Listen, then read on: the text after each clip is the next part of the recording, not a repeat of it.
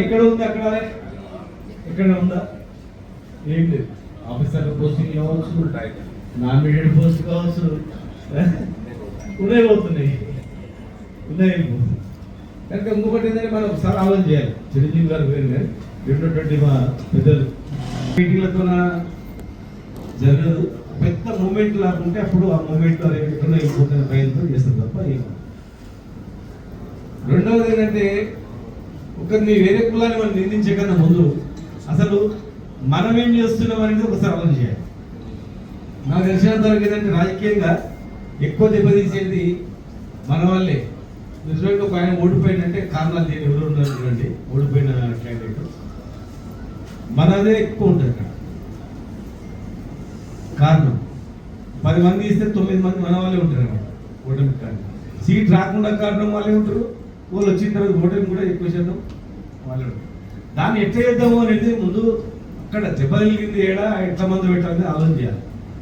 ఇంకోటి సంఘ నాయకులు లీడర్లు చాలా మంది ఏం చేస్తారంటే ఇక్కడ వెతికినేమో బీసీ అంటారు.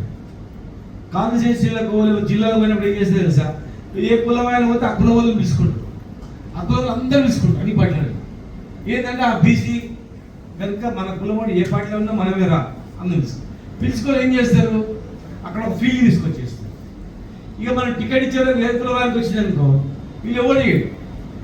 అంటే వీళ్ళు ఉల్టా పోయి ఆడపోయి ఉల్టా నాశనం చేసి వస్తున్నాను. ఒక కులం వీళ్ళు తీసుకో ఉదాహరణకు ఏదో కులం పద్మశాలి గౌడ యాదవ్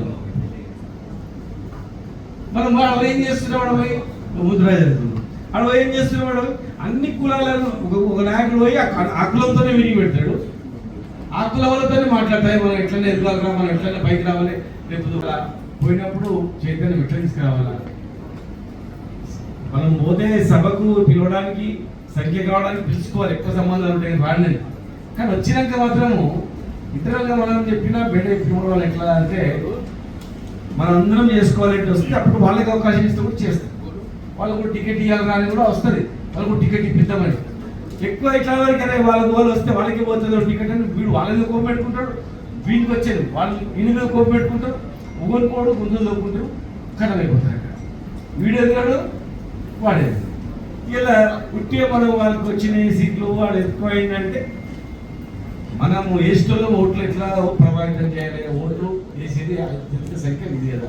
వీళ్ళను ఓటర్స్ని ఎట్లా చైతన్యవంతం తీసుకురావాలి, ముఖ్యంగా నాయకులే. నేను చెప్తేనంటే నాయకులే ఖరాబ్ చేస్తుంది. ఆడ పోయి మొత్తం ఎవడు పోకుండానే వాడు వంకంతా వస్తుంది.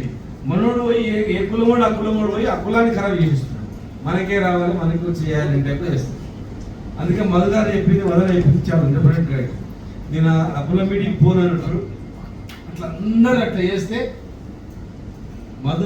మధుని ఎట్లా అనుకరిస్తారు ప్రతి ఒక్క లీడర్, అప్పుడు వస్తుంది చైతన్యవంతం వస్తుంది.